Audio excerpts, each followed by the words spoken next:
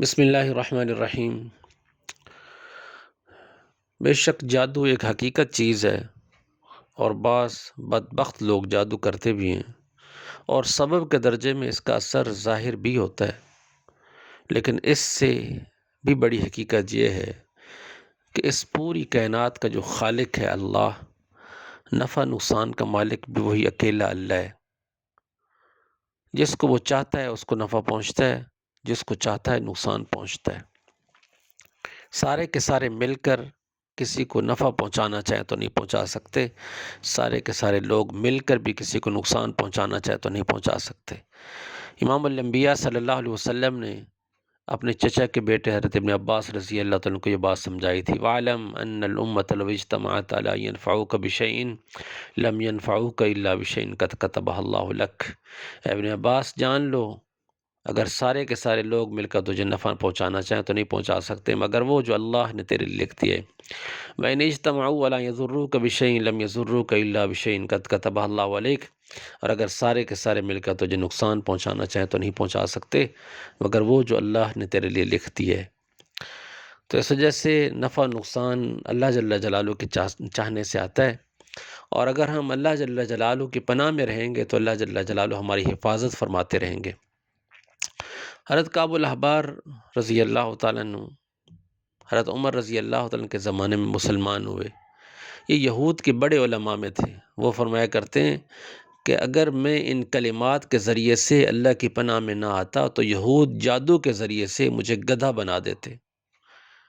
وہ کلمات کیا تھے جو پڑھا کرتے تھے؟ اعوذ بوجہ اللہ العظیم الذی لیس شیء اعظم منہ وبکلمات اللہ التامات التی لا یجاوزہن بر ولا فاجر وباسماء اللہ الحسنى کلہا ما علمت منہا وما لم اعلم من شر ما خلق وزرع وبرع۔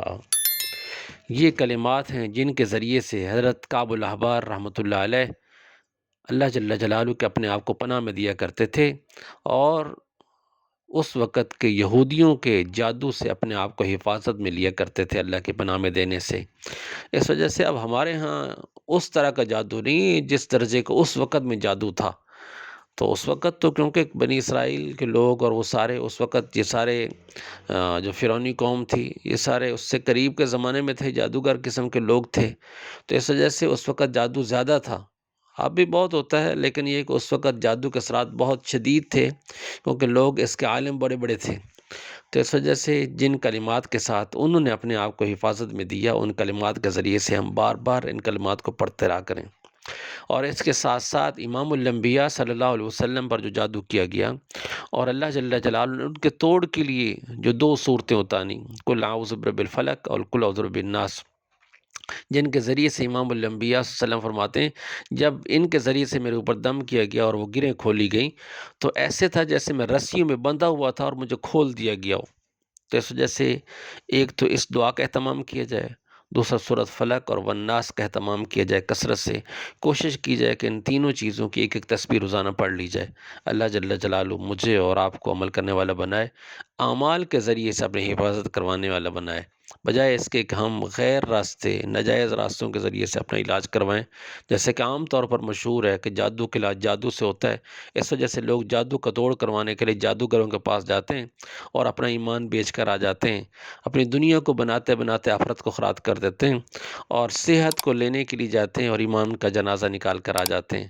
اس وجہ سے خدا را ان چیزوں سے بچیں اور مسنون اعمال کے ذریعے سے اپنا علاج کریں، اور اپنے اعمال وہ رکھیں جو اللہ جل جلالہ نے اپنے حبیب کے ذریعے سے ہمیں حفاظتی اعمال بتائیں۔ اللہ مجھے اور آپ کو عمل کرنے والا بنائے۔